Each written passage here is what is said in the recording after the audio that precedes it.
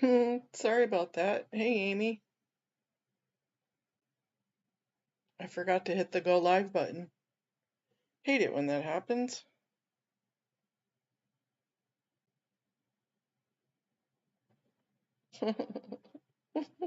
Silly me.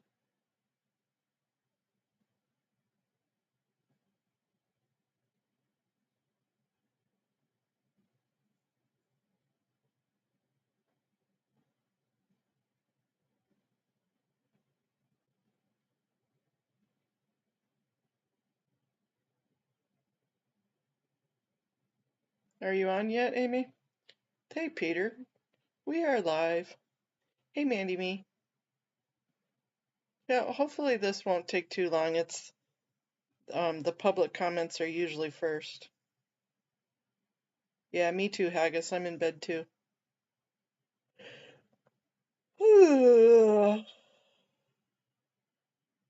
And I'm pretty sure, well, I think everybody's on Zoom for this because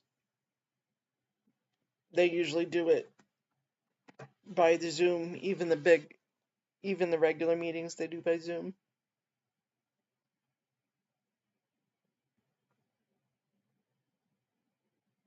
So, yep, they have short-term rentals and probably drinking established ordinances on the agenda, which I don't need to talk about.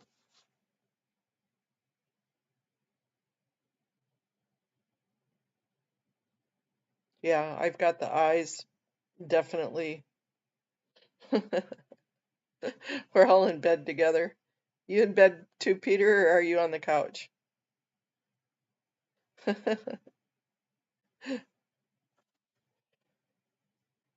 All of us East Coasters. And all the people across the pond are in bed snoring. Oh, my legs are spasming. Come on.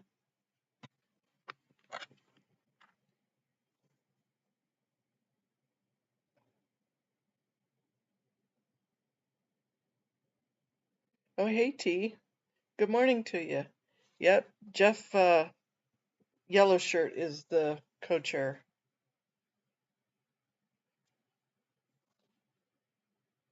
Ah, yeah, it's only 6:48 there. I got crumbs down my shirt. I hate it when that happens. Oh. Oh, you're out protest stuff for shopping for protest stuff. Woohoo.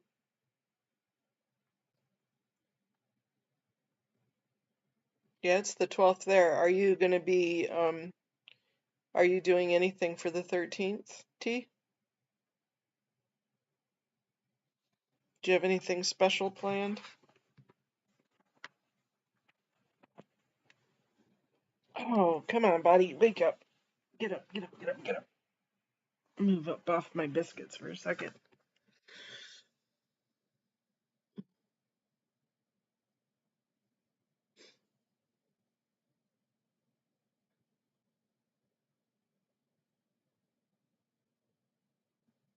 Naughty Minx, I did that this morning, waiting on Scotty's release and watching the police commission while I should have been working.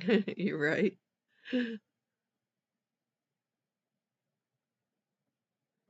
Oh, you're gonna do the all 370 names? All the people that have passed away?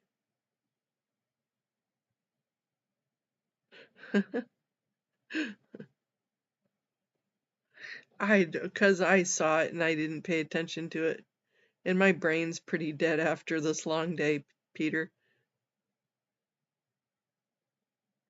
DT, nobody can go in person on this one. I don't think they have it at a spot. They have it by Zoom.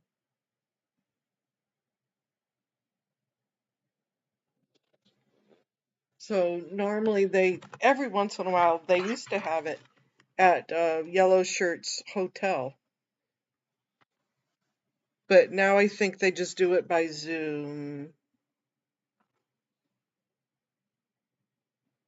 So anybody attending will be Zoom attendance. This one's a little bit weird on the Zoom.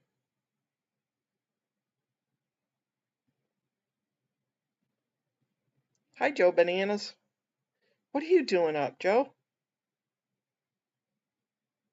It's late for you.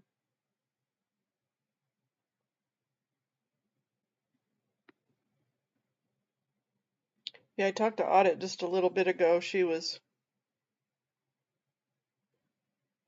getting ready to join also.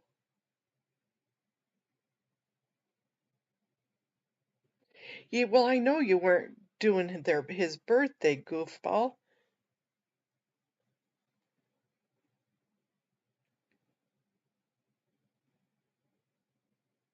I know that.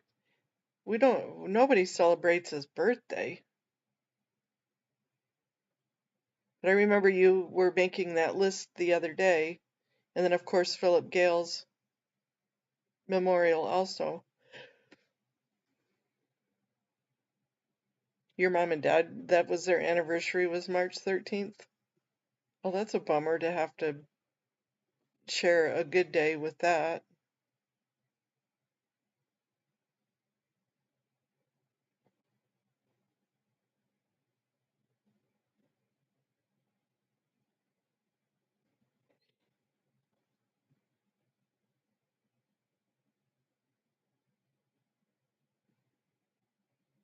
Yeah, so there's a little notice on here that it's the East Hollywood Neighborhood Council Plum meeting will be conducted virtually. So it will be all virtual. Anybody attending. I'm going to open link a new tab. Let's see if they're on yet.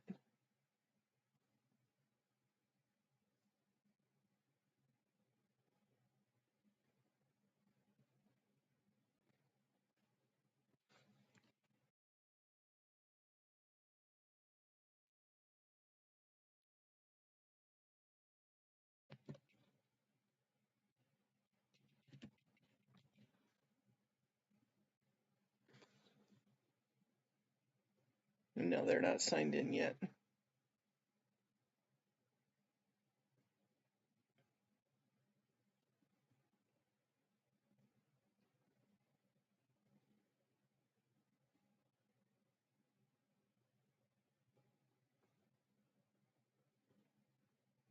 Oh, I know. I'm exhausted too, Amy. I'm sitting here trying to keep the peepers open. Little Miss Audit had me up late last night.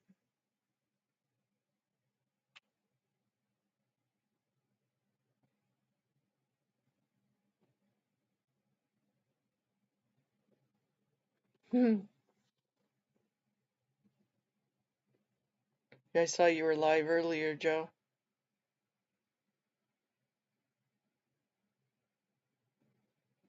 I feel like the Energizer Bunny that my batteries are like winding down.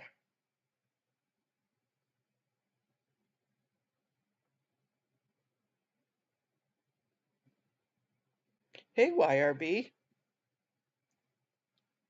Mm, he could go to City Hall. Yeah,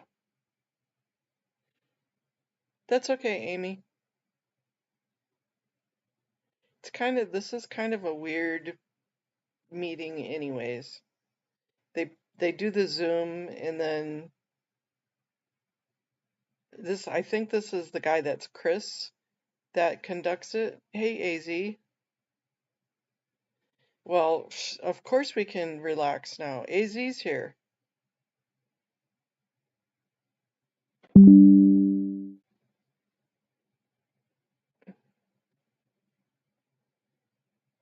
Yeah, this is the one where he's kind of a jerk. How did the auditions go, Amy?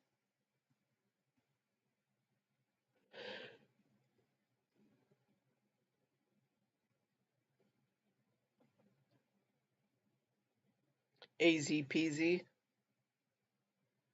Oh, that's funny. Nope, they're still not on.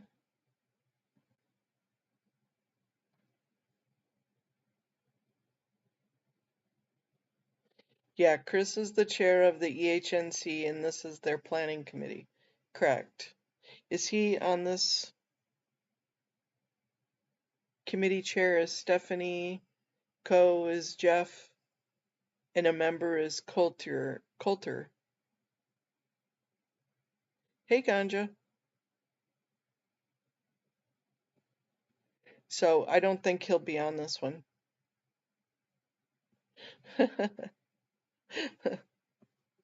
I don't think I got the irony then. I think my brain's too tired for irony.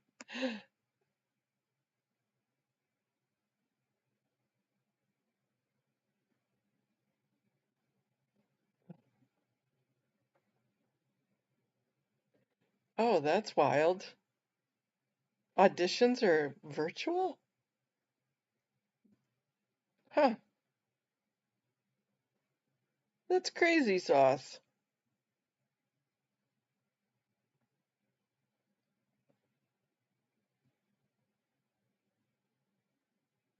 Hey, Aussie, oi, oi, oi. Hey, Marie.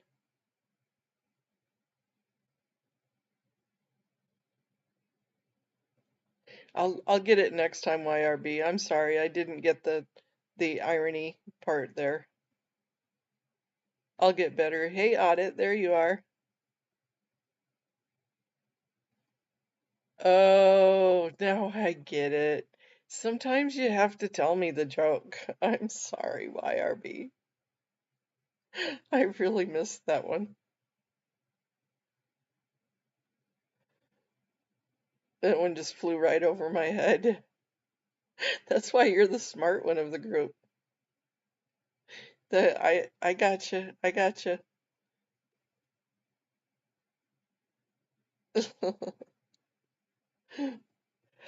Or LAPD. Oh, excuse me. It just right over my head.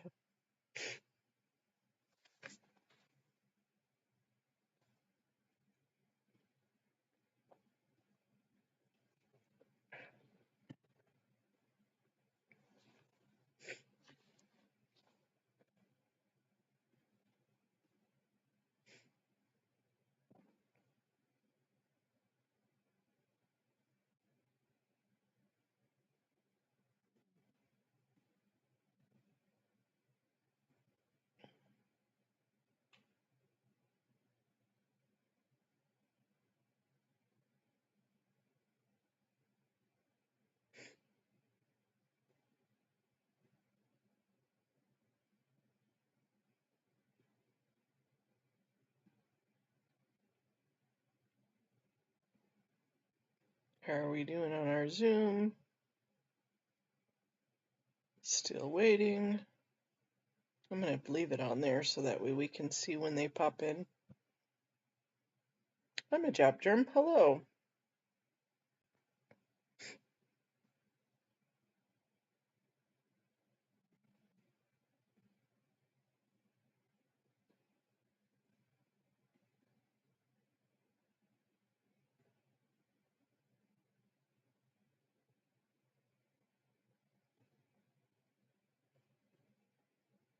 Yeah, he should have to recuse himself from this.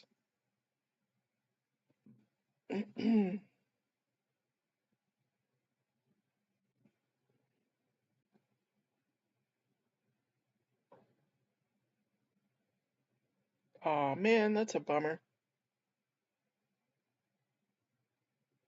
It's amazing how they can justify not fixing your legs for a week.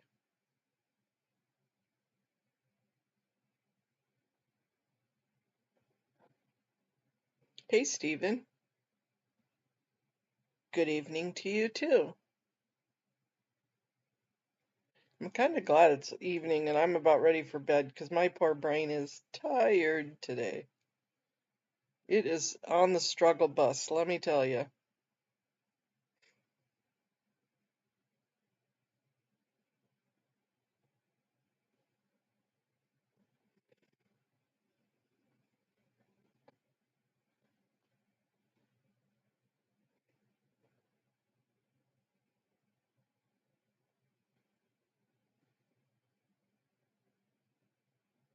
I was watching Michael Trushy stopped a homeless man from going into the org, got him a meal in an Uber. Oh, how awesome is that? Hello, everyone. Thanks for joining. This is Stephanie Park, the East Hollywood Neighborhood Council Planning and Land Use Management Chair. Give me 1 second to figure out what's going on here with the login. Who else is on here right now?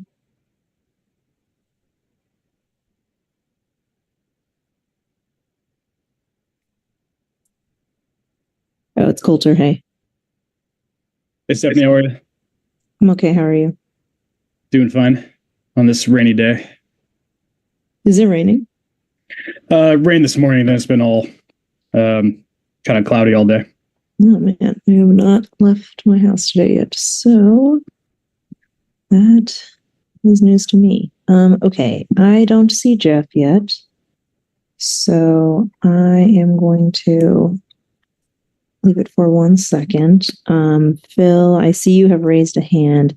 Give me a second to formally start the meeting, but I will give you a chance to speak in a bit once we get it going. I'm also going to keep that up. Coulter, do you mind contacting Jeff and just checking if he plans to join? I'm going to start this regardless, but because we absolutely, I just texted him. Great, thank you. Okay, I'm going to call to order. We're starting at 7:03 p.m. today, and we have both myself and Coulter here. I'm going to change my name for the moment.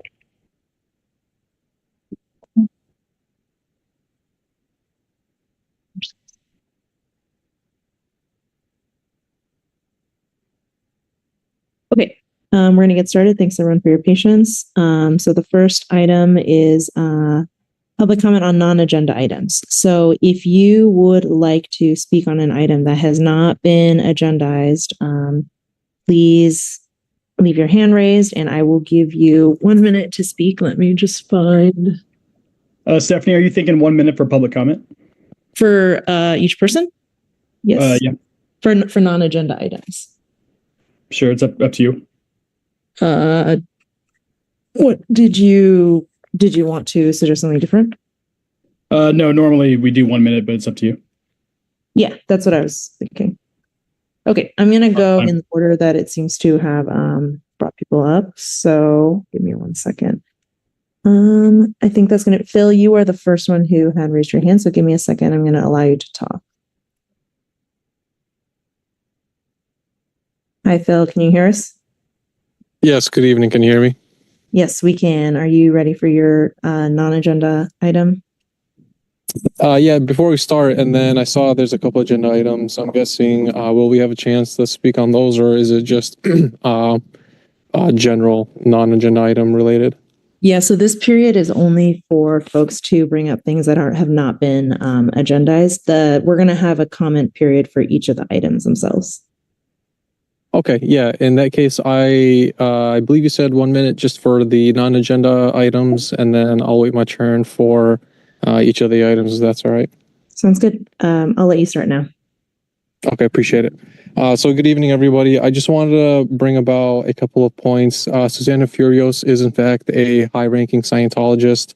She did, in fact, have her organization be in bad standing. I don't believe she should have any sort of say either on the EH bid or, frankly, any other interactions, nor should her decision or voice be taken into any consideration on any agenda items, nor any other non-agenda items according to any neighborhood councils. I'm actually waiting right now on a big lawsuit against Janet Whelan for LAPD not releasing CPRA records because she's a sworn-in member on a CPAB, and they're trying to hide the clear collusion she has with LAPD and Scientology. You guys have a chance to make it right here, and I just want to make my voice heard. So again, Susanna Furios and Janet Whelan, Scientology, bad. Thank you. All right, thank you for your comments. I'm gonna move you back to mute for now, and then just for anyone else in the meeting, You just raise your hand once we reach the agenda item and we ask for comment, and then you will be allowed to speak on that item. Thanks, Phil.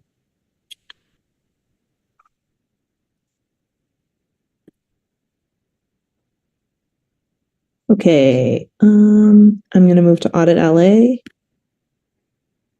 Hello, Audit Good LA. evening. Hi. Hello. I've sent a couple of emails. I hope you received it and gone through it. If not, I ask that you would. I sent you both a CASP report talking about how just the different violations of Scientology. But since that report, the very next day, the planters have been removed. So that issue is gone.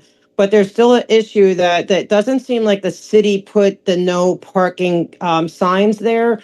And it does not seem like it's actually a no parking street because there's no red line.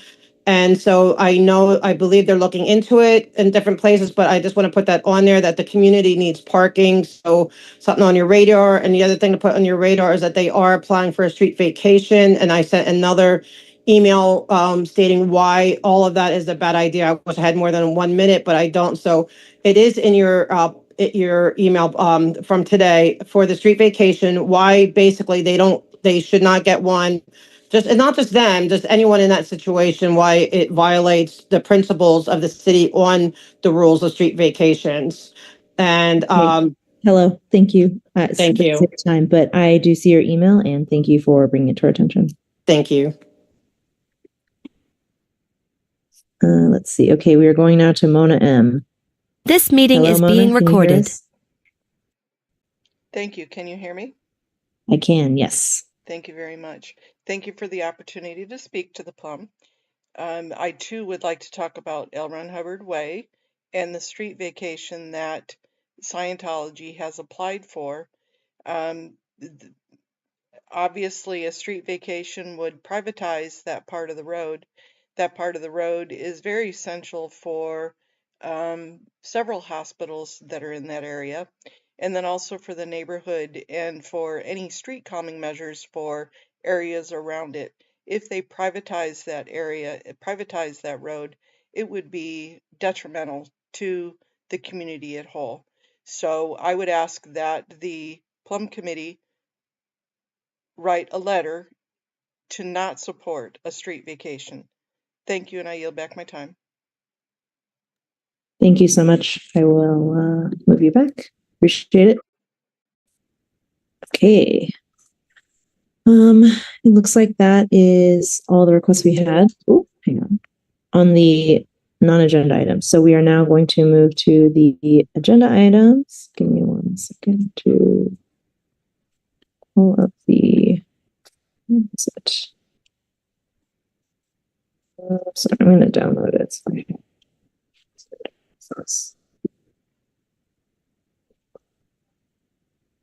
Okay. Okay. I'm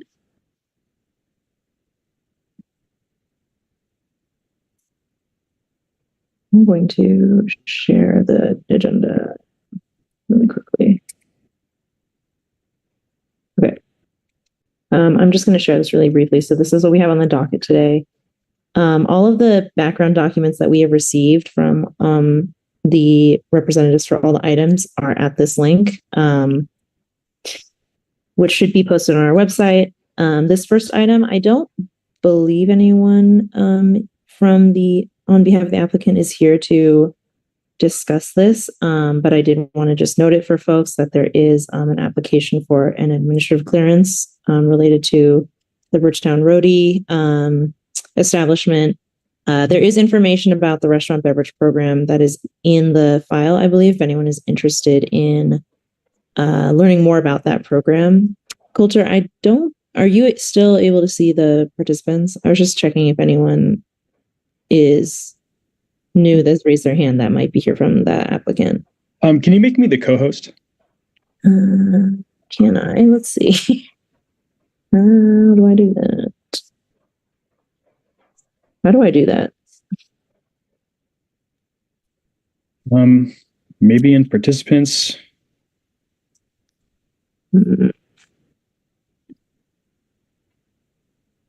Oh, actually, I think Xing might be here from that organization. So I'm gonna just promote them for a second. And it's a new hand raised.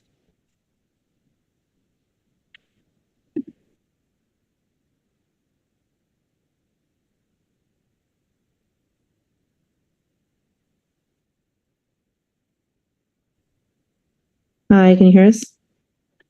Hello. Hi. I think I recognized your name. Are you here on behalf of that? Yeah, I'm the representative for Bridgetown. Okay, great. Yeah. I know that your colleague had sent us some information. Yeah, I believe the application and the plans. Yes. And so I wanted to just ask when this was submitted and when it's expected to be, like what the process is for this to be, I guess, approved, since I think it's an administrative process, right? Yes, it's let me just get you the date I filed. We filed a few months ago, but give me 1 second to get the exact date that we filed the application. It's currently under review by the planner, and I believe we have solved like most of the questions. It's currently under pending of like the paying the invoice by the applicant, which means it's basically approved, like all the plans are approved by planning, and we just need to finalize like the recording the covenant, paying the invoice, and that would be like the final steps to take. And we filed this case on February 11th. Yeah, so once the invoice is paid, I believe there will be at most like 2 weeks for us to recording the covenant and for the planner to process like the final items. Okay. Do you have any idea by when the applicant is planning to start providing on-site sale of alcohol?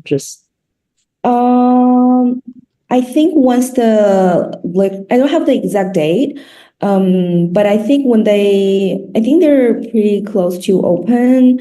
But I can check with the applicant and provide the date after the meeting. Okay, yeah, that would be great. Can kind of, also like for this restaurant, it's like a full service sit-down restaurant, and the beer and wine would be just incidental to like their food menu. Right. As an additional service to the meal, basically. Yeah. Yep. That's correct. Great.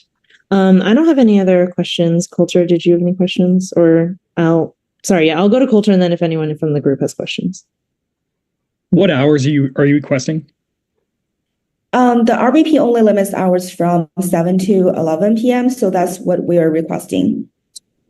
Okay, 7 p.m. to 11 p.m. Is that no, 7 a.m. to 11 p.m. That's what RBP limits.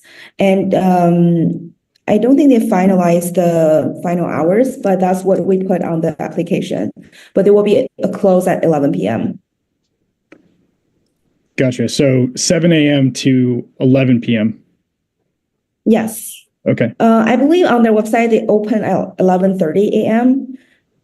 So it's like not as early as what the RBP requires. I think they also close early, but that's what we put on the application because we want to give them like that flexibility. But it will be limited to 11 p.m. for sure, because that's what the RBP condition is. Okay, thank you. Yeah.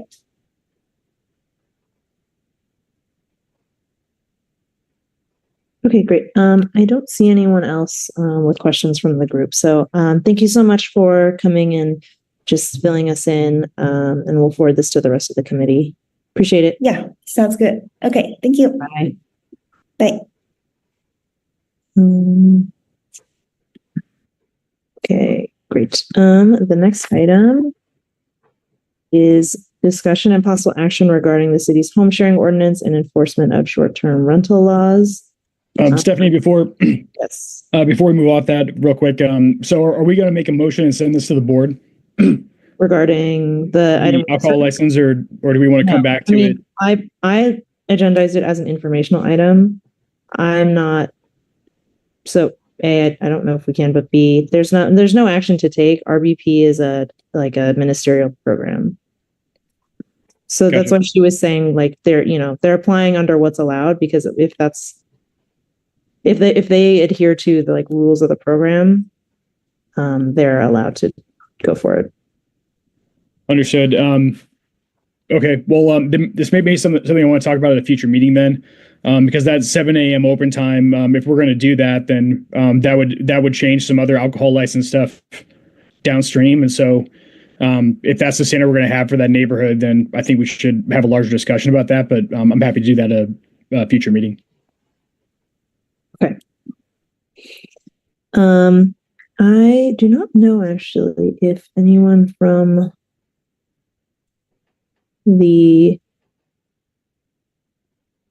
I'm gonna ask, is DSA National Committee, are you here on the item of the home sharing ordinance? Okay, I don't know why. That's a separate Zoom account. So I'm logged into the Better Neighbors Zoom. So give me 1 second. I'm going to rejoin. Yeah, okay.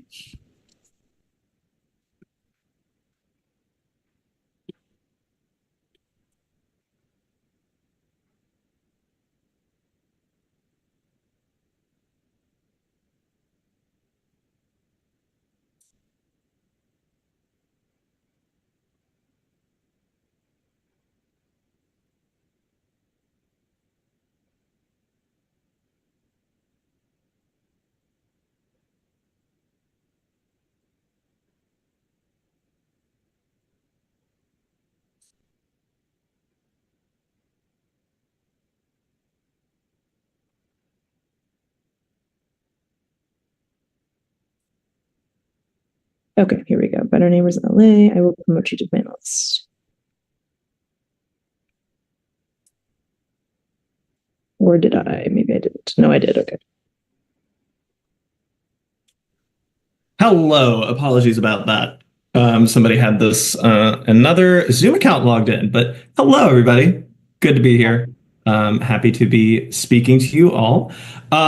Do you want to, I know you've already discussed this a little bit, but would you like, I can offer sort of like a summary of what the ongoing situation is with the home sharing ordinance, or do you want to ask me questions? How would you like this to work? I think Rebecca, right, is your colleague? Yes, she is unable to join us, but yes. But she very graciously waited a very long time at a previous meeting to come and update us on the findings that your group had before. And so the ask at the time was a little bit more opaque in terms of there was a desire for us to support the work that you were doing, and it sounded like a CIS was the right way to do that, but we were looking to have some language. So if you could maybe pull up the draft proposed CIS and give me like 1 second to do that. Okay. And then all right, I'm pulling it up on Word.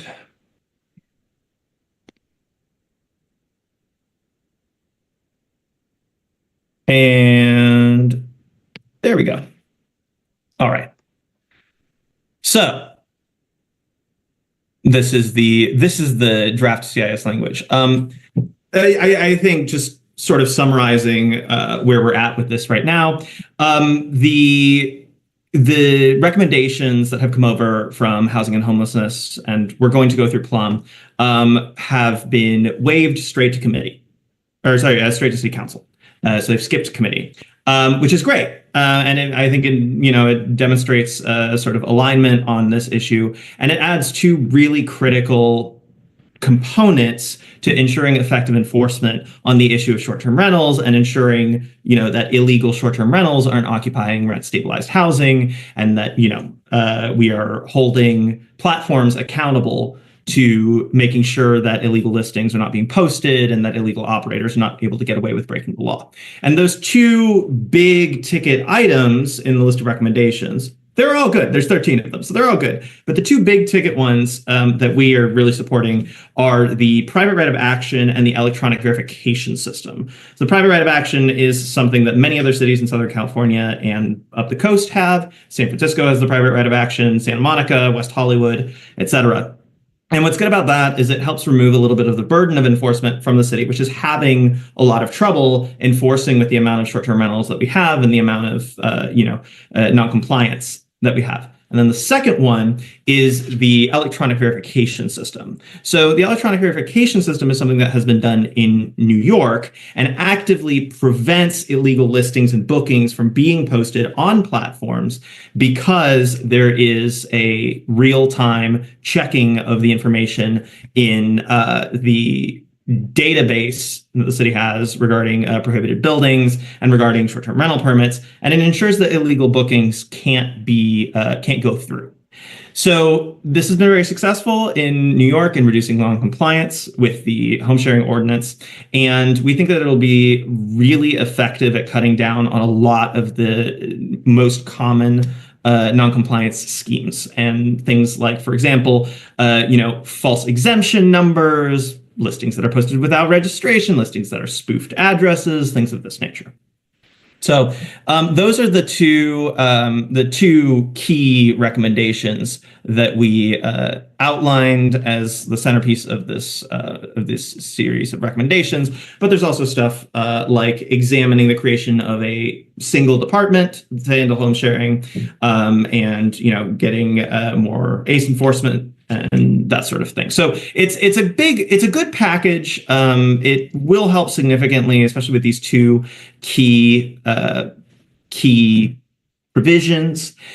And we are concerned that with the Olympics on the horizon, there's going to be a lot of opportunity for speculators and sort of unscrupulous operators to convert rent stabilized housing, push out tenants, et cetera, to profit short term off of the Olympics. And those housing units don't go back to being long-term rentals in the future, right? They stay tourist accommodations. So we want to make sure that renters and people in vulnerable situations, people who need affordable housing, are protected. And we think that these are the best ways to go about it. Okay, thank you. I appreciate that. I am trying to figure out, looking at this, I appreciate you pulling out the two most highly prioritized items in the recommendation. Is one of these footnotes the full list of all 13? Oh, I can actually show you. I have the full motion here. Give me 1 second because it is in here. I have all of these PDFs of resolutions. So I gotta find the right one. So please bear with me for a second. There it is.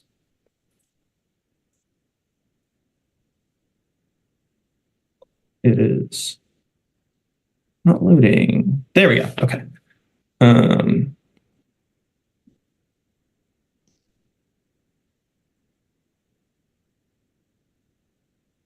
Okay, so this is the full list of 13. So there's the staffing needs. There's the hold on a second. Let me just. I can't get these both to display at the same time, but okay. So this is the first set. You can see, for example, the retention and hiring of officers for ACE hearings. There is the recommendations regarding staffing needs and see if we need more people to handle this, which, I always say that we need more city employees who are handling instances of short-term rentals taking up affordable housing. But, the property inspections of short-term rentals before permit issuance, the electronic verification of listings, as New York has, the monitoring of sort of mixed-use residential hotel stock, a reschedule of the fines and seeing if we need to increase or increasing the fines and then seeing if we need to increase them more. The various other recommendations are here. I don't want to go through all of them because we don't have that much time, I'm presuming, but Yes, the key recommendations are there, and I'm happy to send this to you all so you can review after the conclusion of this meeting. I think I found it. I am going to add that to this within the shared file that's available to everyone for people's reference. Okay, I wanted to also ask. Originally when we had talked about this previously, it sounded like it was going to go to committee, and you're saying it's going to council. Is that yes? Is that set yet? Like what date? It's not set. We have been told that it'll be sooner rather than later. So we expect in the next month or so that this is going to hit council. And so, we're rallying the troops, as they say. But yes, it was waived through Plum by McAleese Harris Dawson. So we will be seeing it in full council soon enough. Okay, got it. All right, appreciate it. I'm going to mute you just keep you here for now and go to Coulter and then the other folks on the line. Thank you. I don't have any questions. I appreciate all the time that Better Neighbors has taken to come educate us on this, and I'm sympathetic to the issues with enforcement of illegal rentals for short term, since that's enforcement is always one of the hardest things for making sure that people are compliant with anything. So I am supportive of increasing resources for enforcement. Coulter, you did have a hand raised. Okay, let's go to you.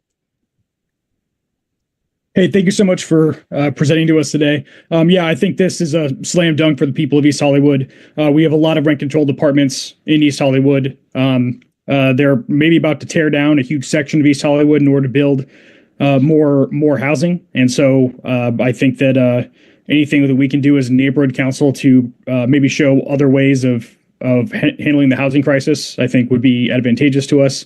So I think this is a slam dunk, and thank you so much. I do have one concern I wanted to raise, and that's just about the hiring freeze that the city has right now. I'm really concerned if the city will be able to hire the staff to enforce these ordinances coming up. I know we have every reason to do it. I know it makes sense financially, but will they actually do it? It just feels like a situation where every time we pay another tax dollar, it's just one more tax dollar to the police department. Everything else gets sucked away from there. So that's my one concern about this. But I'll tell you what, I'll support this CIS for sure. Thank you so much. I can respond to that if you would like. Great. I completely understand that concern, and that is also a concern that we have. We think that what is really good about these recommendations is that at least the key ones remove a lot of the burden from the city so that they're not, the electronic verification system puts the burden on the platform to enforce, right? It's set up so that it happens automatically, so that it happens within the platform, and it doesn't necessarily require additional people to administer it. And same with the private right of action, where, affected individuals can sue illegal operators and the platforms that are sheltering them. And then that gives people additional avenues, even if the city is not necessarily able to completely enforce the ordinance. Because trust me, I know the issues that the city has enforcing some of its ordinances because of the lack of staff. So we are also very concerned about that. But we think that those recommendations, moving the burden of enforcement away from the city and making them, more on the platforms and allowing private individuals to, take matters into their own hands, but another avenue to prevent illegal STRs from moving into their buildings and that sort of thing. That helps even if there is a hiring freeze and even if there is a reduction in staff. Yeah, thank you.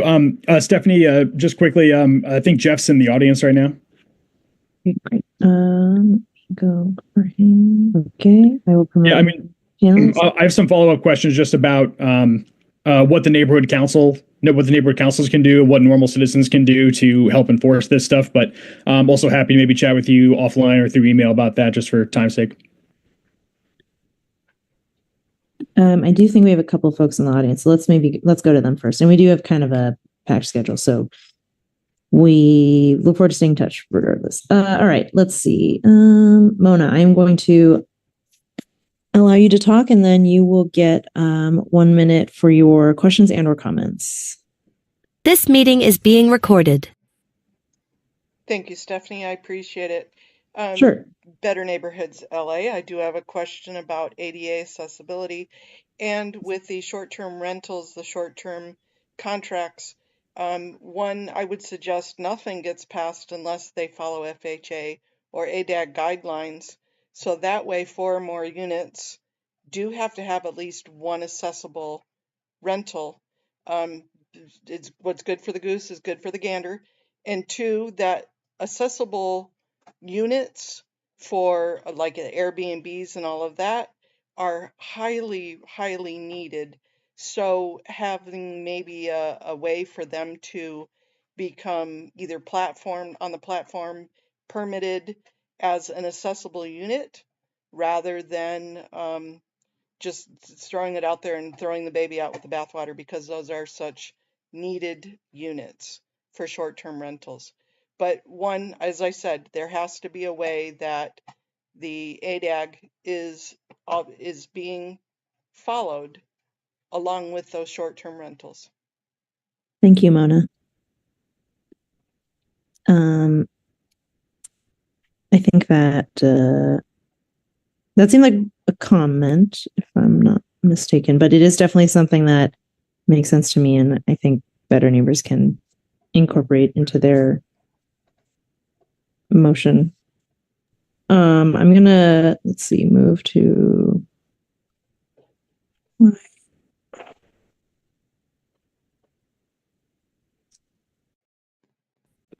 gonna move to Audit LA, who has their hand raised. Give me 1 second.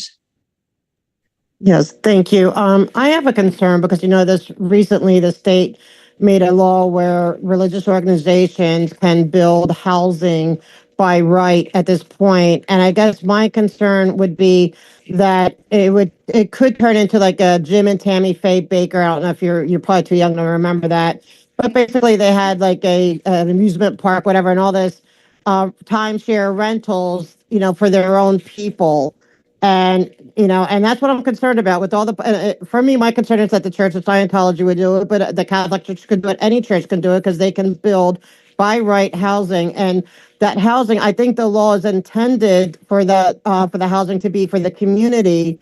But will there be any protections to make sure that it can't become like hotel, short-term rentals, to create let's say an oasis or a community for their own people only? And I also do have another concern. I don't know if you can address on L. Ron Hubbard Way. Somebody did reach out to me. They're in the housing that they're being evicted because they're not Scientologists. Yeah. Hi, Audit LA. Thank you. Okay. Thank you. Appreciate it. I can answer that, I think, at least partly, which is I am also aware of the recent state legislation around streamlining housing for religious institutions. So it is an interesting point to bring up. But in terms of enforcement, I think the point would be that everyone, regardless of who the owner is, would be subject to I don't know what to call this. Isn't it an ordinance? The request that Better Neighbors is putting forward, regardless of whether they are a religious institution or not. Anyone who is registered or not as a short-term rental lessor would be subject to the rules that we already have in place, and also would be, if anyone were to find that they were not complying with that, that there would be a private right of action for someone like yourself to pursue action against them. Oh my God, stuff. Okay. Let's see. I'm going to move to one other person. Yes. Okay. Looks like we have Phil. I'm going to allow Phil to talk. Okay, Phil. Thank you. Just on the issue of enforcement, I have a major concern regarding not putting the onus on citizens to pursue private action via a lawsuit or otherwise. If you actually take a look at 5611 and 5612 of the LAMC, two codes I'm very, very well aware of at this point. One of the issues is whenever somebody either tries to vacate a street or unlawfully blockade the right public right of way, criminal charges are one of the things you can pursue. Nobody here can pursue criminal charges, and that's one of the strong suits that the city, and I actually agree with Coulter here, the LAPD gets a huge portion of the budget. And one of the arms that the city has is actually pursuing criminal charges in addition to daily fines for each of these charges. They're misdemeanors, but nonetheless, that's something that people cannot do. And I don't believe the onus should just be on the citizens to prosecute the folks that do not stay in good standing. Like I said, I agree with you, Coulter. I think the LAPD gets way too much of the city's budget. I have a major worry on when... Point of order, it's 1 minute. Yeah, we've exceeded the 1 minute, but thank you.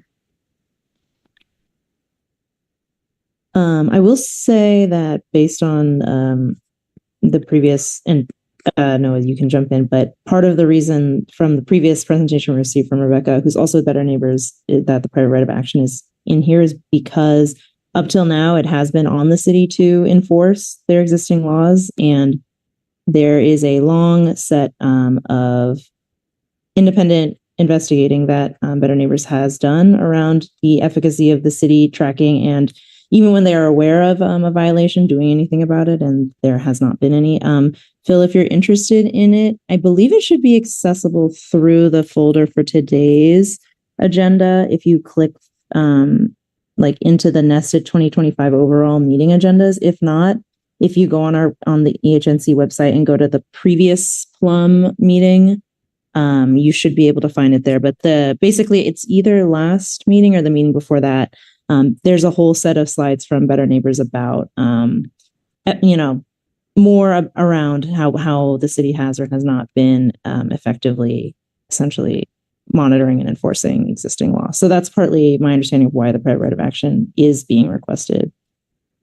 So that folks who are interested in tracking this are able to do something rather than just report it to the city. And it looks like, Noah, you have a comment. Yeah, absolutely. I'll just very briefly address that. I understand where you're coming from regarding the private right of action. So I think from our perspective, it helps create a way that people can seek relief if the city is not able to enforce, which it has had difficulty enforcing. I mean, like last year, we saw an average of about 5,600 something non-compliant short-term rentals a month. So if you go to our website, betterneighborsla.org, we have our enforcement reports, which we post every month. And you can see the city has not been doing a very good job of enforcing, even when it has basically all of the evidence it needs to slap people with a fine, that because they're doing short-term rental arbitrage or because they're operating, short-term rentals in RSO housing, et cetera. So we think having additional tools is helpful to create more enforcement to cover that gap where the city's not able to.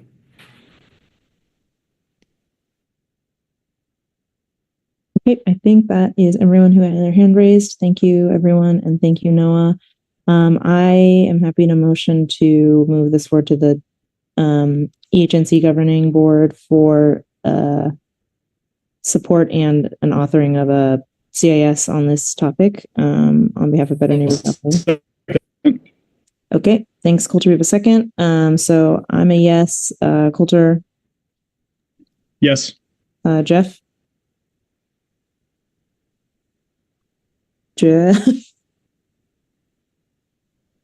Sorry. Abstain. Okay.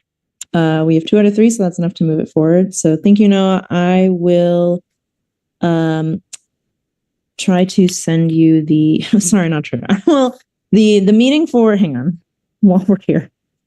The meeting for the governing body will be Monday, March 17th at 7 p.m. And the agenda will be posted in 72 hours advance notice. I will try my best to send that out to folks with sufficient time once the link gets generated in the agenda. I'm not sure can guarantee it this week, but in all cases, the agenda will be available through our website. And also Coulter is our vice president, so hopefully he can also keep me accountable. Thank you for joining us. Thank you all so much for having me. I really appreciate it. And y'all have a great rest of your night, and looking forward to talking about this more. Thanks. Thank you. Okay, we are moving on to our next item, which is, sorry, 1 second. Discussion and possible action regarding type 10 annual license application for Virgil FG LLC at, I don't know if it's 80 or 800 North Virgil Avenue. And I believe we have Arian here. Give me one second. Up to panelist.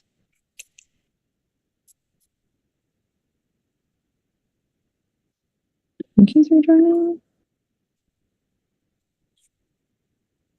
Oh, I do that. No, you guys.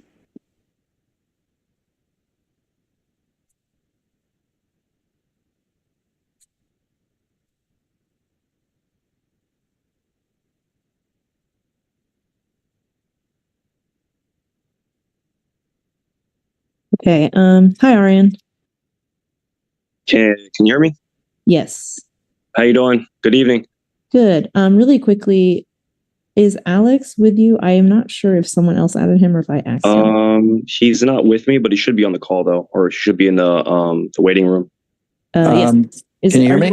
Yes. Oh. Are you also with the Virgil FG? Yeah, it's at 801 North Virgil. I heard you say you weren't sure if it was 800 or 801. I misposted the address on the agenda. My apologies, but it is correct in all the backup information online. Okay, great. Thanks for joining us. Yeah, thanks for having us. Yeah, I was hoping that you could walk us through sort of a little bit about your business and the nature of the application that you've submitted and sort of what you are hoping to get from us. Essentially, like the background of the submission form for those who haven't managed. Yeah, I'll give you a quick background on us in general. So, I've been in cannabis for about 15 years now. Started with the pre-ICOs and made our way all the way through licensing. So currently, I have about 8 or 9 social equity licenses in LA right now. We have 2 other shops that are currently in operation. The closest one is in the Pico Union area, so it's maybe about 15 minutes away. We're also a vertically integrated operation, so we cultivate and we have our own brand and we just do a lot of things. We have a distribution, manufacturing, so we're just fully involved in every aspect of the business. So with the location in this space, we've been looking at Virgil, the Virgil Village for maybe 3 years. Like I've been having a license for a while and been looking to place it in this area. And ultimately we got lucky with, I was able to get introduced to the landlord. And then from that point, we were able to strike a deal. And then, here we are now. But where we're at with this space directly is we've had the land use review that's been cleared. So location is approved. We're currently in construction right as we speak. We're hoping for a opening date, if everything goes well, is June 1st at the earliest. Currently, the only thing we have other than working with you guys is we have a CRC meeting at the beginning of April. But other than that, we're just finishing our construction. But taking a step back too, we're a community-based business in general. Like even with Pico Union, the neighborhood council over there, we're very engaged with them. Same thing, the same way we reached out to you guys, but we've kind of kept a good working standing relationship with them, whether it's through toy drives or community outreaches or fundraisers and stuff like that. So we're very active. And even the location of Pico Union, it's obviously a different area. I think obviously everyone knows that Virgil Village is one of the up and coming areas in all of Los Angeles. So there's a lot of gentrification, a lot of things that are good that are going on. It just turns the neighborhood and becoming a better location. But for the Pico space, that wasn't the case when we went in. Our corner was, we still have it. You still see it in Virgil Village, but there's a lot of the graffiti, crime, a lot of stuff going on at the corner. And we have a similar corner location like there. But ever since we've been in the Pico location, which has been 3 years now, we've never had an issue with really anybody, whether it's LAPD, whether it's a DCR, which is cannabis regulation, whether it's a neighborhood council. We have 24-hour security. Our hours of operation, and it would be the same in this location, it's per DCR regulations, is 8 a.m. to 10 p.m. So during that time, we have an on-site guard. And then outside of that, we have overnight security. So what we've seen over there at that location is anytime there was anybody graffitiing, trying to sell drugs, just causing any type of commotion, over time with our security being over there, it kind of cleaned up that whole corner. So that, having also the community feel of the people that are there, they love that we're there too as well. Is because we kind of, we've kind of been a pillar to that little area over there. So that's kind of, I also own another business too. So just kind of going back to the community thing, I own a boxing gym in North Hollywood. It's called Brick House Boxing, another community-based business. So that's really big for us too. So kind of just transition that over with the cannabis to that. So that's kind of a big part of our business model. So I don't know if there's anything else. I know I spoke a lot, but if there's any questions or anything on any aspect of the business, and we're more than happy to answer it. Yeah, thank you. I think we have a couple of questions. I'm gonna really quickly, the other businesses that you mentioned, it's Brickhouse Boxing in North Hollywood, and then what is the name of the other cannabis dispensary that is? So Foreign Los Angeles. So Foreign Genetics is the cultivation brand, and then Foreign LA is our retail store, which is on Pico in between Vermont and Hoover. It's 2329 West Pico. And then the other shop is in the Winnetka neighborhood, which it's a foreign store as well. It's a co-branded store, but it's a Foreign Squints store, but still has the foreign tag. And then we're in the process of opening up an additional store. We're doing a construction as we speak. It is in the Sherman Oaks neighborhood, which is right across from Valley College. So that one is going to be slated to be open soon. Is this one also going to be branded under the Foreign? Yeah, it'll be branded just like the one on Pico. Okay.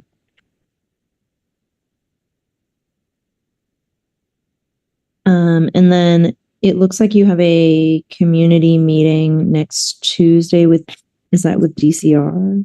That one's with DCR. That was a call-in meeting, so it's just a phone meeting. And then we have the annual license meeting, which would be, I think, April 2nd. And that is with the DCC.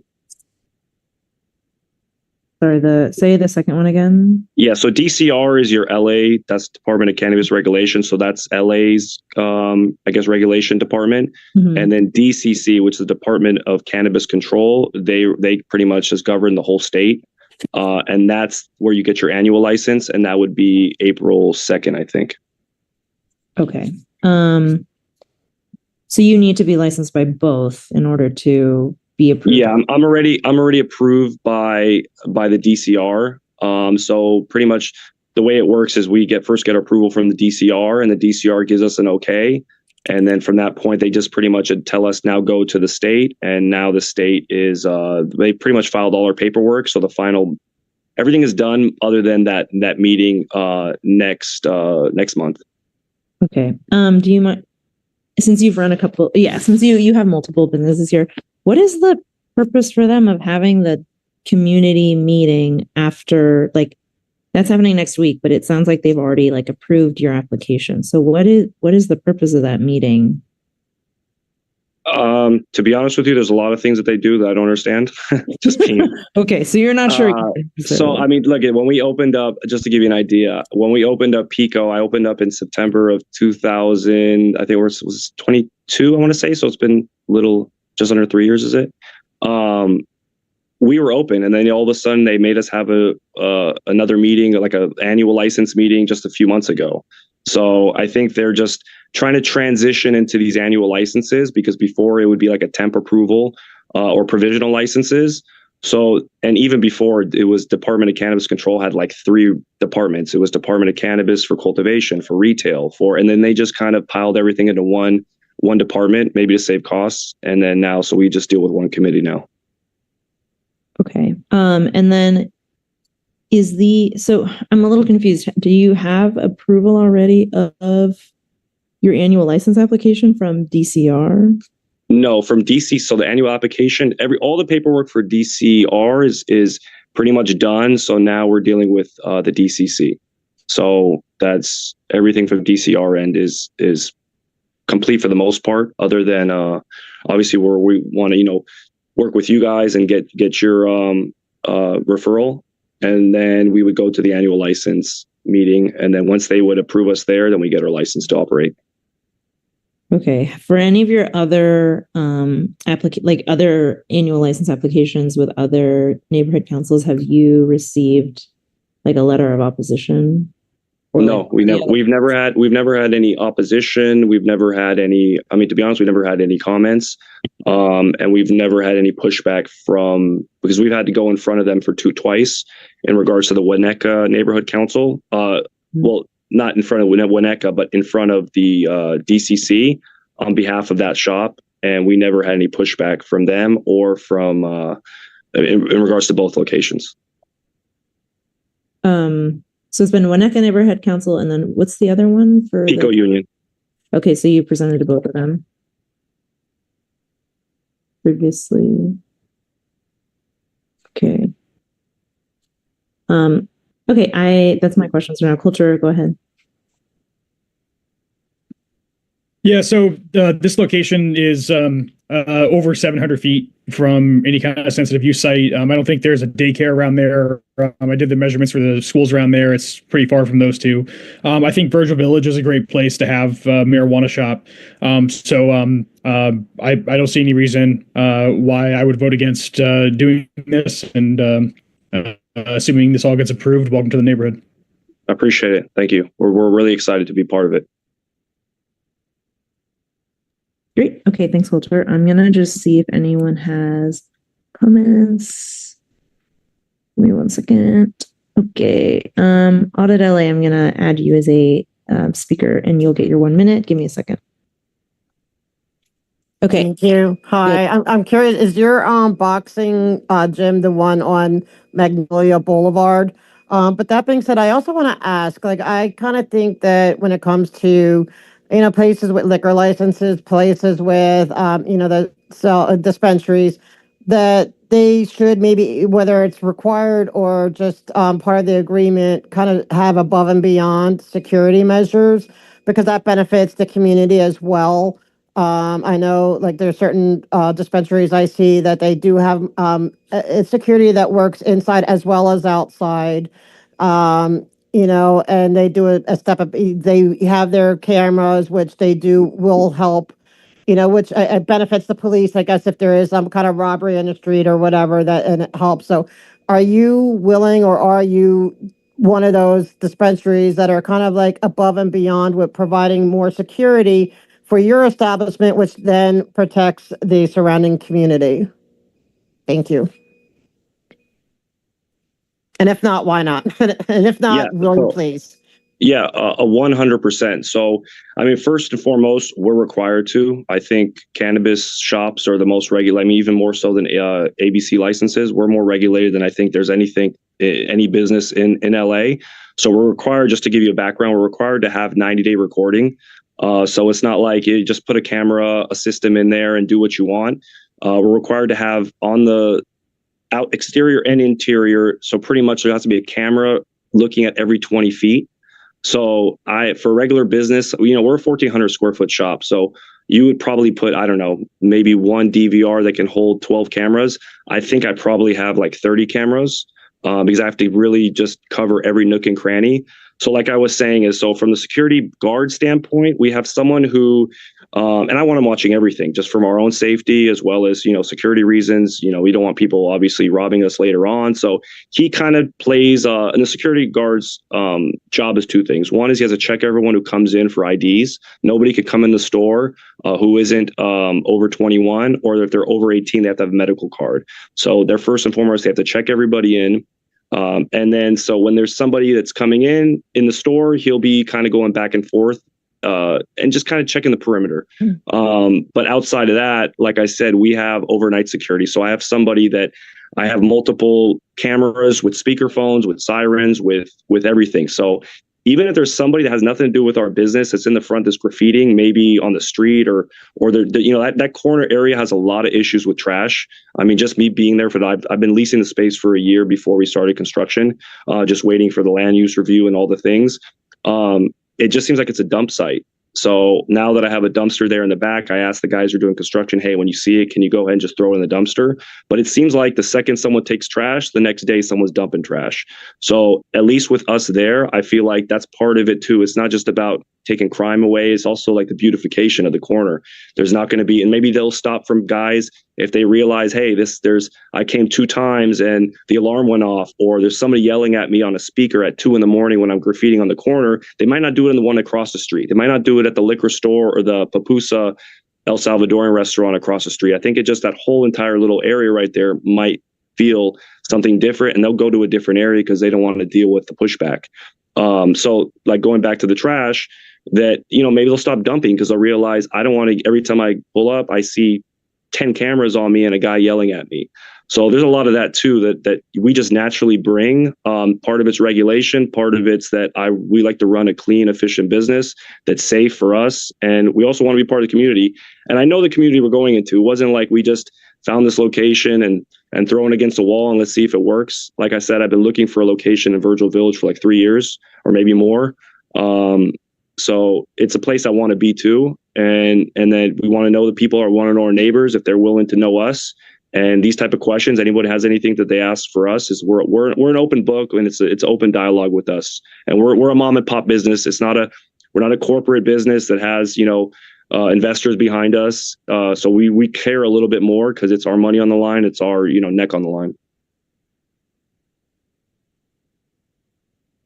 Okay, great. Thank you. I'm going to, I think Phil is also interested, so I'm going to add him now. Okay, Phil. Thank you. Appreciate it. Yeah, actually, I'm familiar with your gym. A buddy of mine goes there. One thing I just wanted to ask is, I think you kind of covered it with the cameras. If some stuff happens, it seems like you're willing to help the community out, especially if an incident occurs and somebody needs the footage. One thing I want to make a comment for you.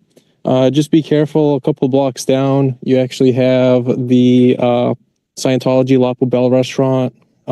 Those guys are real bozos. They tend to pick a lot of fights, and they're just generally not nice people overall. So that's the one thing, just keep an eye out. Point of order, we have to stay on the topic. This is off topic. This meeting is being recorded. I appreciate it though. Thank you. And we hope to meet everybody. I mean, once you guys come by, me and my partner Alex is on the call too. We're there. So, I mean, at some point we'd like to meet everybody and get to know everyone, and it kind of like on a first name basis. So we're always available. Okay, great. Thank you. I'm going to just, sorry, I'm going to remove. Okay, I think that is all of the comments we had from the public. I am going to ask if there's a motion. A motion to write a letter of support. Okay, I'm gonna.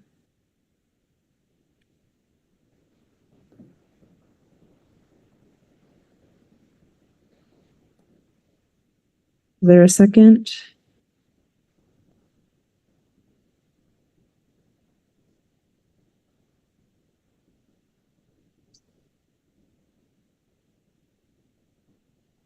Jeff? You thoughts?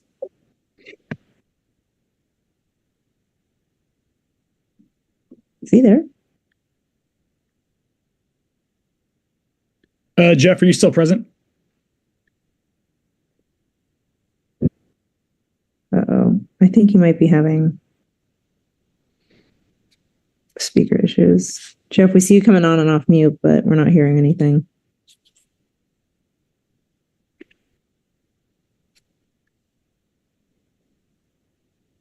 Jeff, you're not muted for what it's worth.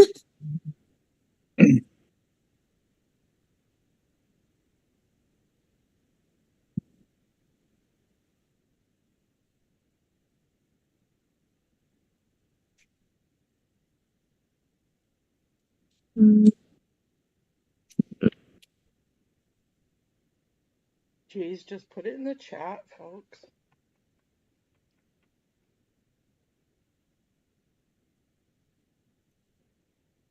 I don't know. That's a good question, Audit. I don't know what's going on with him. I'm happy to second, I guess, but I do want to see if we can get him back before we vote. Jeff, if you can hear us, I'm gonna maybe try removing you and then make you rejoin. He's not on the course list, Haggis, but he was sitting next to. Wait, I'm worried that'll block him actually. Jeff, can you log off and log back in? Yeah, he's the VP. He was sitting next to Janet at the CPAP meeting one time. Yep, that's right.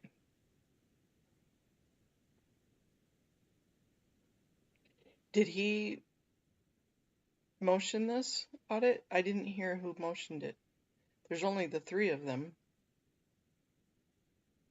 He left. He got up and all of a sudden had something to do.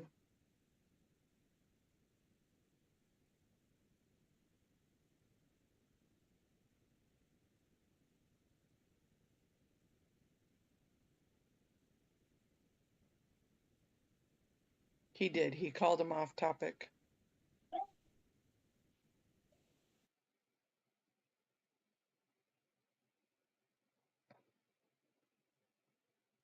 But I don't think La Poubelle's in their district, though, is it?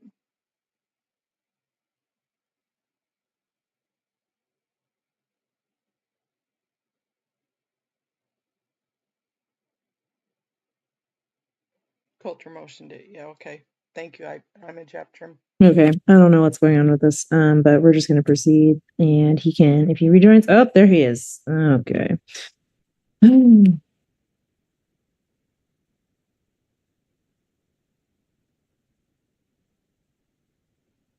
Yeah, he doesn't want to vote on it. That's an interesting perspective. Can you hear me now? Yep. Great. Oh, what the hell's going on? Okay, we have you back. All right. So the motion's been seconded. So we're gonna go ahead and vote for the motion regarding the motion to support Virgil FG's application for is it the annual license?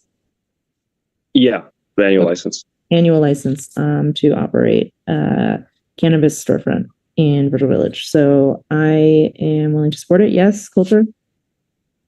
Yes. Jeff? Yes. Great. That passes. Thank you, Arian, and all of your colleagues. We will be taking it to the full board next Monday at 7 p.m. I will try to send you the agenda, but regardless, it will be next Monday at 7 p.m. And if there's ever any question about it, there's if you go to our website, the calendar has all of the meeting links. Okay, I appreciate you guys, and thank you everyone that called in. So we're looking forward to it. Thank you so much. Yep. Thanks for your support, guys. Appreciate you all. Thank you. Bye. Have a good night. Good night. Okay, I think we are on the last item. Yes. Okay. Is Kaz with the Trees Hollywood group? Yes, I am. Okay, got it. Thank you for clarifying. Okay, yep, we are moving to the last item, and I'm just going to share for the folks out there. So we're on item D now, discussion possible action regarding type 10 annual license application for Trees Hollywood at 1503 Mariposa Avenue. Okay, so I'm going to give the floor to, I think it's Rigoberto and Kaz to present their application and information about their business and their request to the council. Hi, how's it going? I'm Rigo with Hwood, California. We operate Trees Hollywood out of right there, East Hollywood. We've been operating since September of 2023 without incident. We're like a small family operation. We offer both adult use and medical cannabis. We're situated like on a very busy section of Sunset Boulevard and serve mostly residents of the surrounding community. We run a very compliant operation. We've been inspected by both the city's DCR and the state's Bureau of Cannabis Control. We received minimal corrections that have already been addressed. I'm here for any questions or any concerns you might have about our operation and our application for an annual license.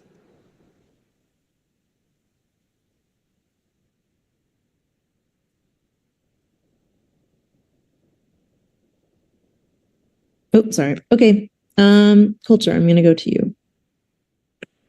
Kaz, what's your role with Trees Hollywood? I'm also one of the partners. One of the partners. Okay. Are you the property owner? I am not the property owner. The property is actually owned by an LLC. I also am. I have a director membership interest in the property. Yes. Okay. I'm not sure where to start with this whole situation. Go for it. Let me start here. How far are you from the school? We are more than 700 feet. You're not more than 700 feet. Yeah, and this is a very. No, this has already been litigated by the city. It's not been litigated. You are not more than 700 feet from the school. You are within between 600 and 700 feet. Hey, you asked the question. Would you like me to answer, or you want to just take the? It's fine. If your platform, go ahead. If you want to finish, or if you want to hear an answer, let me know when you're ready. You're breaking up. You are not more than 600. You are not over 7 feet from the school. Well, let me know. Can you all hear me? Wait, can you all hear me? Yeah, we can hear you. Yeah, we can hear you. Okay, thank you. Breaking up, actually. Okay, so what I'm saying is you are not more than 700 feet from that school there. And then you were also, I think, within like 400 feet from about 400 feet maybe from the daycare that's over there, Maple Tree Daycare. All right. So whatever the litigation might be with the technicalities with the city around these marijuana licenses, that's not really our concern on the neighborhood council. We have to decide what's the best for our neighborhood, and those rules were not designed to have a marijuana shop right there. If there are some weird technicalities that maybe are legal, unclear. And so then secondly, here's my other huge concern. You guys came and presented to us, maybe Jeff and Stephanie, what was that, 2 years ago? A year ago now? I forget. It was in the summer of 23. Summer of 2023. Summer of 23. We point blank asked you guys what the store was for. We didn't know yet. And you told us to retail establishment. Correct. And at no point did you supposed to believe that you guys were not intentionally hiding from us that a marijuana shop was coming. And then not only does a marijuana shop come to that location, but then you proceed to be well under the 700 foot. We can debate the tech is under 700 feet. And so I'm just at a loss for why this neighborhood council should support this. I mean, just to be clear on this point, right? The way the ordinance is written, it's from building wall to building wall. I understand what you're saying, that part of the parking lot is part of the school, things like that. But the way the ordinance is written, like the rules everybody's playing by, we're more than 700 feet, and like you have to have a ruler, something you can apply fairly to everybody. So that is okay. Here's what I'll say. That the Department of Cannabis is a disaster right now. The whole way that Los Angeles has thought out about how they were going to regulate marijuana is not even close to sufficient, nor has the city council office done anything to fix the situation. That's my personal opinion, both those things. Now, that is not necessarily my understanding of the law. My understanding of the law is as a crow flies from the property. And so their property is under 700 feet. And then the other one is a daycare. But it's well under 700 so feet. The exception, whether you look at the building, excuse me. Either you look at it from the building to building, it's still under 700 feet for the daycare. It's not. No, actually measurable. You can measure. Not done yet. Let him finish, please. Sorry, I'm so sorry. Right. And then even if so either wall from wall or property, it's well under that. So again, we can debate what the technicalities of this are, but I just don't understand why the community would want to support this. There's been a lot of people in the community upset about how close it is to that school. A lot of people from the school, a lot of neighbors, we get all these emails about it. We don't get emails from other marijuana establishments. We get it for yours. And so again, I'm really at a loss here for why we should support this one.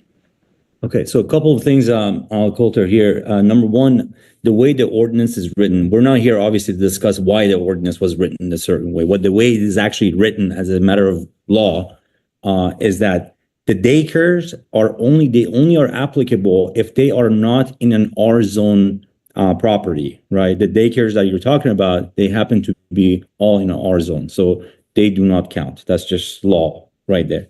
And the second issue about the 700 feet, we hired a pretty reputable company, the guy, Jeff McConnell. I don't know if you guys have had him here up on here.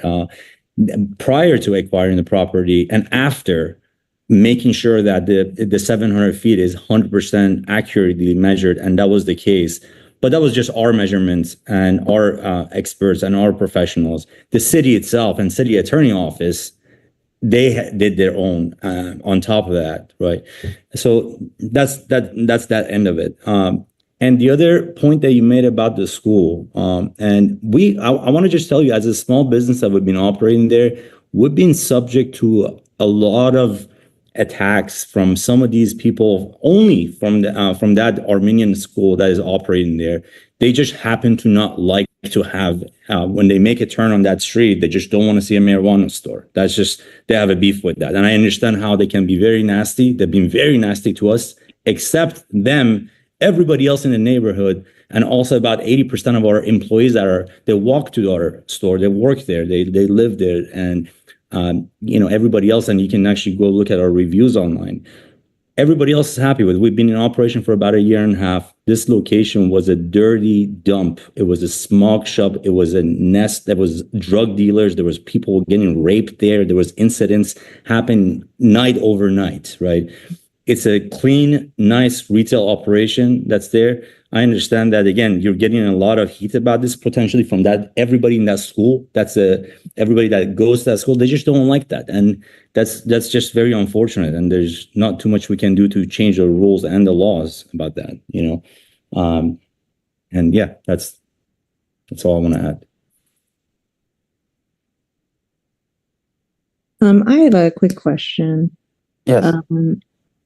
The application, so you are here regarding, I'm sorry, I'm trying to remember the backup for what's happening right now. You are applying for an annual license. Is it the same type of license that we just heard for the Yes. Virgil? Yes, except that we've been in operation for almost 2 years. And the other. So can you explain to me, and this gets explained every time we discuss a cannabis license, that license is the same regardless of whether you're in operations already or not, or you do apply annually? Is that what happens? Yeah. So basically, all licenses were under provisional licenses, and now they're transitioning to annual licenses. But basically, we were able to operate. This process is independent of being operational. I'm sorry. Explain how this is. So what happened was on the initial phase, they give you a provisional. They give you a provisional license because they hadn't fully figured out the annual licensing as this business is growing, and they're trying to figure it out as they're going. So they initially had only provisional licenses. Now, 4 or 5 years past the ordinance, they are doing the actual annualized licensing. Therefore, all the businesses that had provisional licenses are going back.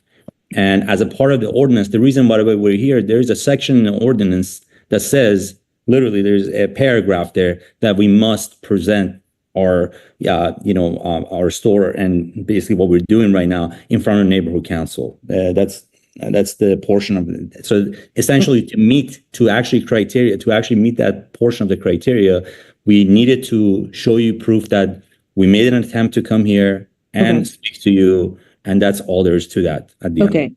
Right. And is that ordinance requiring presentation to the neighborhood council, is that new from the annual license process?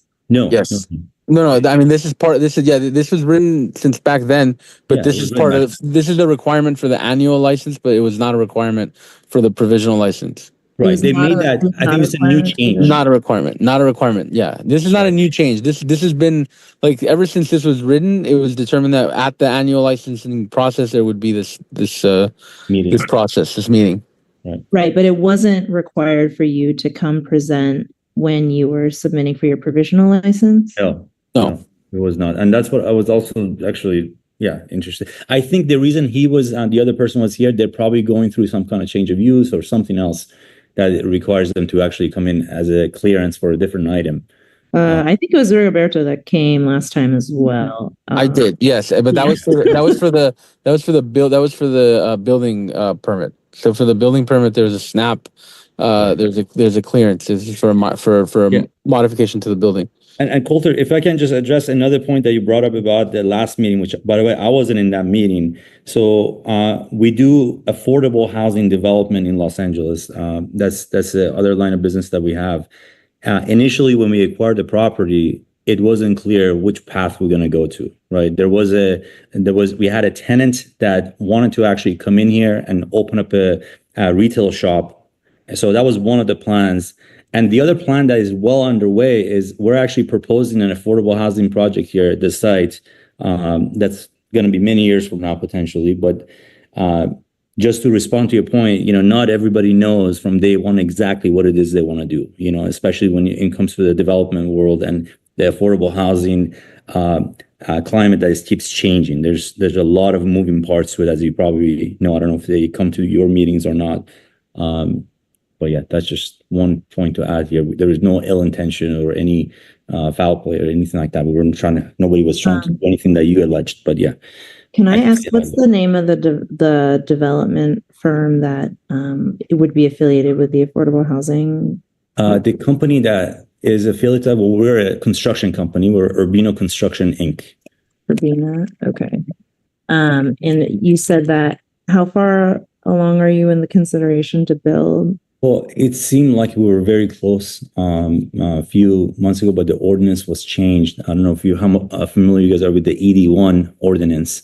There's a third revision to that now, and they are changing some of the density rules and some of the requirements for the open space and whatnot. So at this very moment right now, that project is kind of on hold until we figure out some logistics regarding the delivery of the power to the building.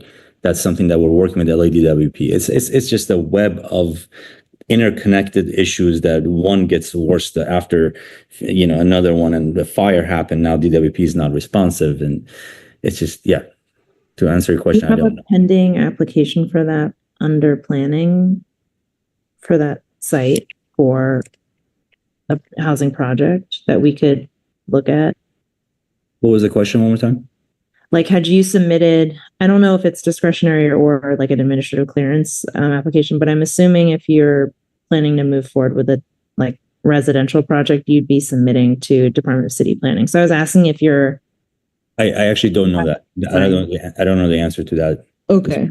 No.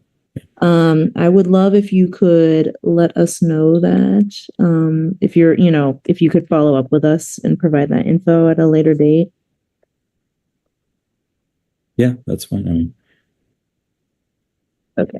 I will say, I get that the provisional, like the language was not a requirement to come to the council for purposes of the provisional license before, and that, no one is compelled to do something that is not required.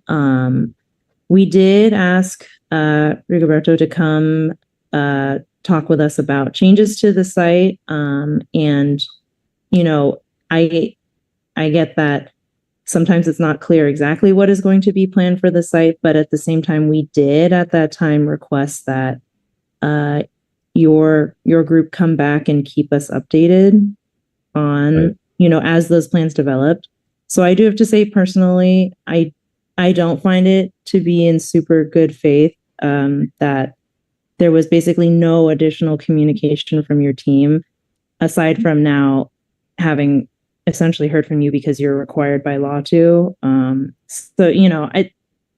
Coulter has, I think, engaged in this in separate venues with separate individuals that I'm not fully caught up on. But I'll just say for me personally, like, I think for the East Hollywood neighborhood, there are a lot of longtime residents. There's a lot of players there, but I would really strongly suggest, especially if you have other,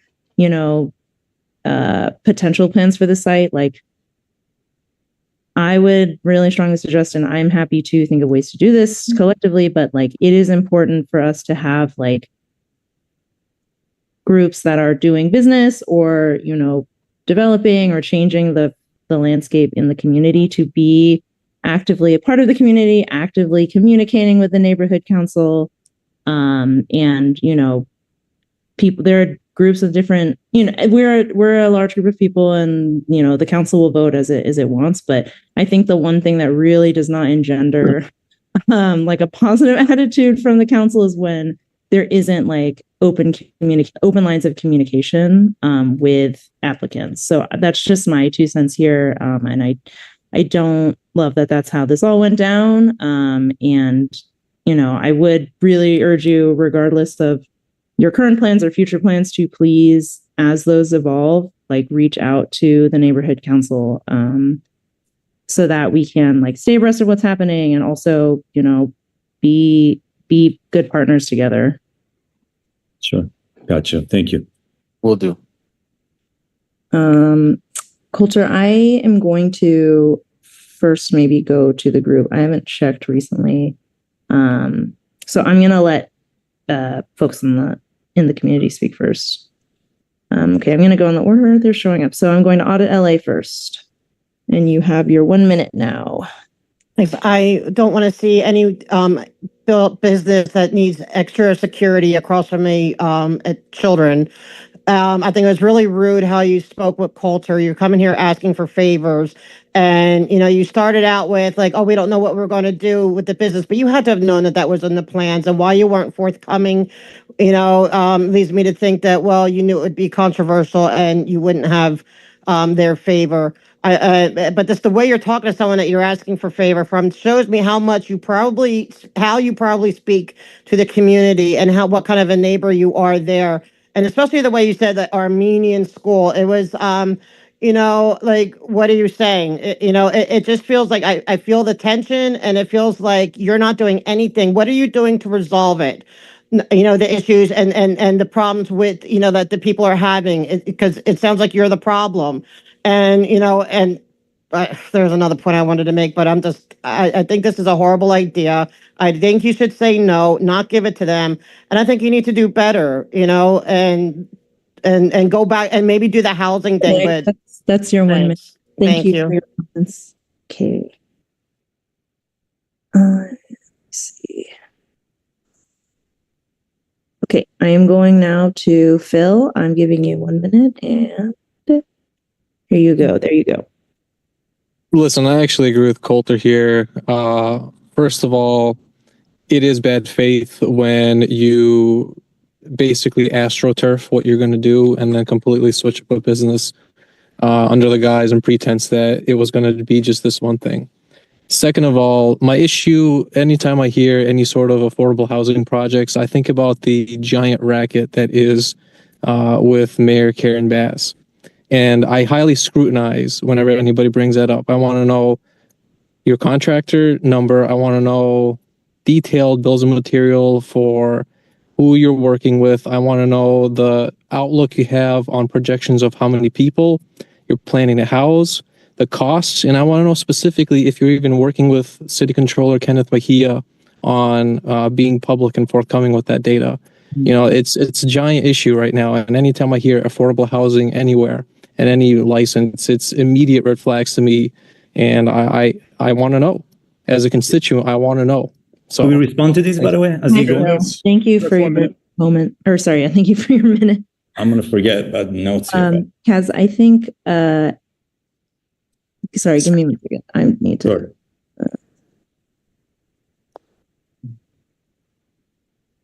Okay. Well, I think that was mostly related to a comment, and then I guess you can respond to the question that was phrased around of the housing portion. But to be honest, I didn't really hear. Yeah, there will be separate hearings and motions and actions for that project. Maybe that was a little premature to even bring that up. I just wanted to bring that up just to address the point about the fact that, again, as a business owner and a developer, I don't know how many developers or people that actually build things are in this panel here. I am curious if there are people that actually build apartment buildings and, house people. And I understand that sounds like a very nasty word to the other individual, the affordable housing, exactly what this city needs. And what Mayor Karen Bass is doing. Right, yes, I kind of want to stick to just factual responses here. Yeah, I would just respond to the affordable housing comment that he made. That was that. And there'll be separate, that will be a whole separate channel and conversation. So that's that. Yep. Okay. Thank you. Sure. We have someone on the phone. So let's see. It's 323, and then it doesn't give me the full number, but then your number ends in 540. I'm going to allow you to talk. So you're showing up for us. Let us know if you are there. Hi, Stephanie. This is Doug. Hi, Doug. Okay, great. I'm going to give you your time. Okay, go ahead. Real quick, I attended the commission hearing in order to, along with Coulter, try to get some clarification on this matter. So, as you know, we were not notified of the February 6th hearing.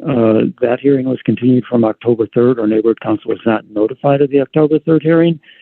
There was a report that referenced an August 29th hearing officer hearing. We were not notified of the August 29th hearing officer hearing, despite, again, the report stating that we were. And apparently no one else was either, because no one called in, according to staff, and commented on this. And I know a lot of people, and this has gone on for quite some time, were very concerned about this. So I want to point out really quick a couple things. The applicant is correct when it comes to what the code says regarding the daycare center.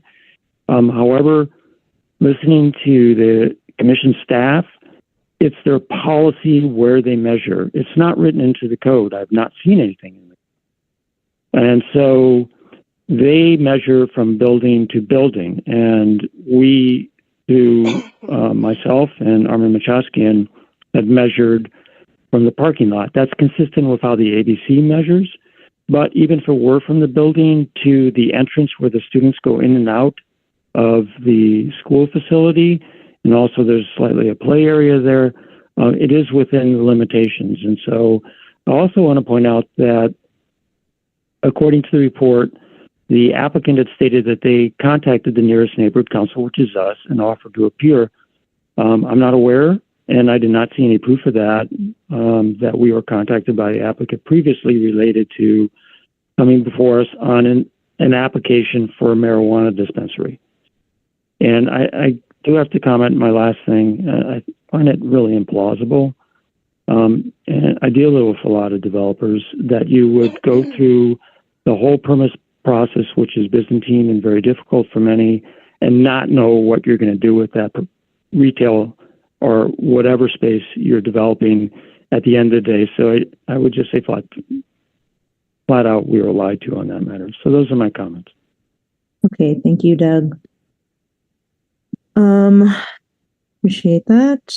And with that, I think we have fully gone through the folks from the public side who have requested to speak. I am going to turn it back over to the committee in case there is any additional comments. I did have one. I was hoping that the applicant team could let us know what are the current steps right now. Like it sounds like that was the last meeting on February 6th, and that's where you were directed to speak with us. And then what is the next? Yeah, there were some minor violations. There was an issue with, I believe, Rigo, what was the issue with the camera placement or one of those things? No, camera was fine. It was there was some changes to the premise diagram that got approved. There was some graffiti on the fence which got repaired and then approved. There was we were missing the BTRC license number. There were very minor corrections that were all addressed, and DCR is clear to say said so at the last meeting.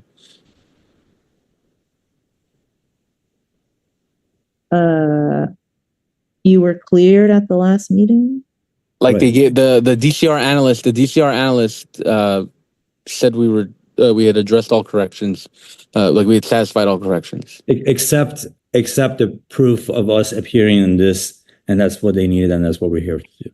Okay, middle items except appearing before the neighborhood council. So that's what you're to do. Okay, and so the meeting was continued until, or the item was continued until when exactly? I believe March 20th. March 20th. Okay. Okay. And that is with DCR. Yes. Correct. Yes. Okay. So you are here to present before us as is required by the terms of the new annual license process, right? Correct. And then you are requesting support, just to be clear on what the process is in here. Yes, okay. Okay.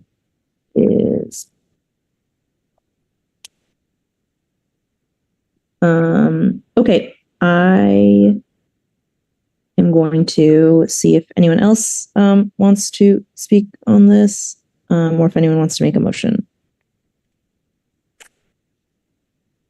Go ahead, Coulter. A motion to oppose. Oppose their application for the annual license, correct? Yes, correct. Okay. I'll second that. Okay, sorry, I'm just writing it down.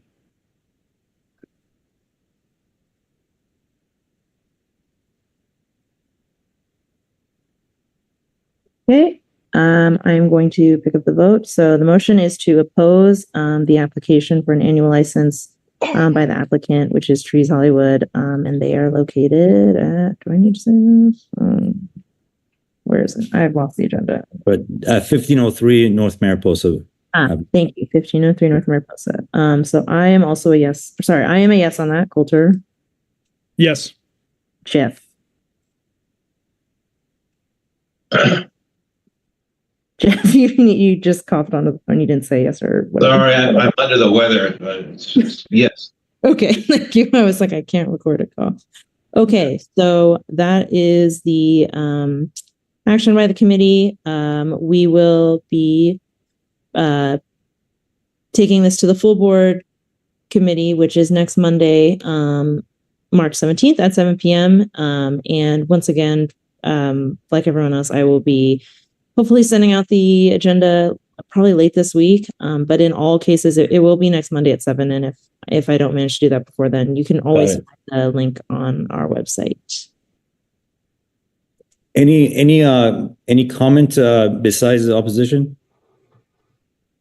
Well, I think that, just in terms of how this will work is the full board will take action.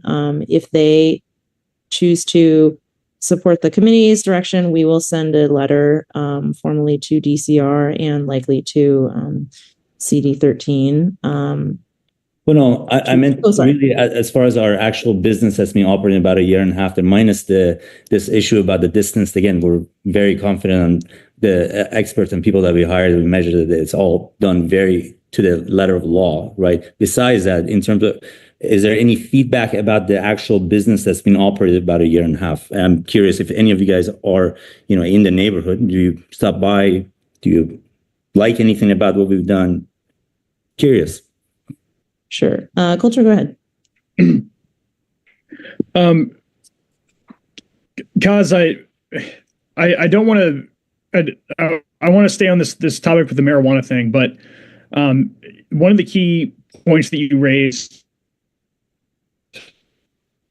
was that you had to come here, and Stephanie did a better job than I can of really hitting home why I think that's a problem here. But then on this topic, the affordable housing developments, I'm pretty sure you're the owner of the, was it like 1203, 1205 North Mariposa as well? That's an 81 project going in there. Our neighborhood council had no idea that was going in, and now the entire neighborhood's in an uproar. Coulter, give him a chance. Can we confirm that, or, before we move too far, can you confirm, or Cass, if that is the case or not? It's the same entity, if that's what you're asking. Yes. Okay. So my larger concern here is just whether or not you or your entity, however you want to describe it, is not trying to stay in communication with the neighborhood council. And at this point, I don't even know how to count all the emails we've gotten about these other projects and other issues related to projects that your LLC owns. And so that to me is the biggest concern here, is that you are just not working with the neighborhood to try to find some kind of middle ground here or to do anything at this point with us. Sure. So if I can that's respond the only to thing that, I'd recommend going forward. Right. Else there's going to be more opposition from the neighborhood council from stuff. And I appreciate that. I think I'm glad that I asked that question. I wanted to kind of know that. And, the one thing that I'd like to add, the meeting that we had back in summer of 2023, at the point that we were still not sure what we were planning on doing with the property, that was not a good meeting. I mean, I'm sure you guys have, if you have the recording of that, if you can go back to that, as the way this project was approached in that meeting, it was not a welcoming process at all. It was more like, do you guys know even what you're doing? And what's your level of, experience in terms of doing any kind of development? There was one of the gentlemen, I remember it was in a meeting, was scrutinizing the level of detail that we haven't even reached in terms of our development process. It's a waterfall development process. So you essentially have a big box that you draw, and then little by little you fine tune it and you keep going forward. I'm just also giving feedback. That was not a very friendly meeting, and we would love to.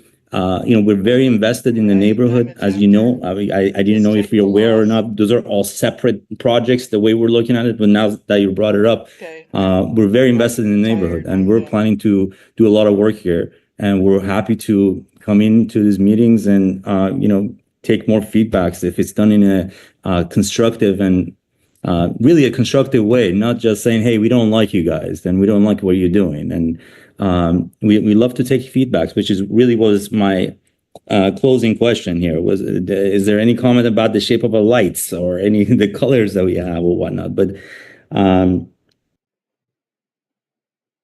Oh, he's major time to deflect. I'm done. Right, just take the loss. Hush, hush, just get on with it. Okay, you guys, well, that was an interesting meeting. I don't usually stay for the extra comments, but Audit had to get her 2 cents in there. Surprised she didn't ask him about the security for that second cannabis team. Okay, you guys, I'll see you bright and early.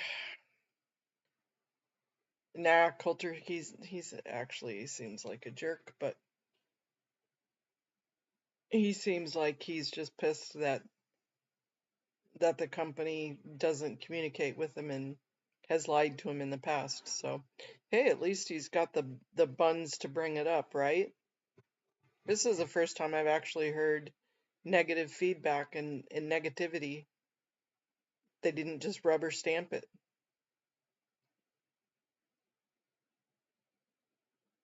Yep, they didn't rubber stamp it. That was a surprise, but that's good. I'm glad they're using their brain power. And it sounds like the place is near a school and they're technically trying to get by with it. I want no damn pot place right next to the school. Come on, have some couth. Take it away a little bit. Just my opinion. Okay, guys, I'll see you in a couple of hours for Sunshines. Good night, good night.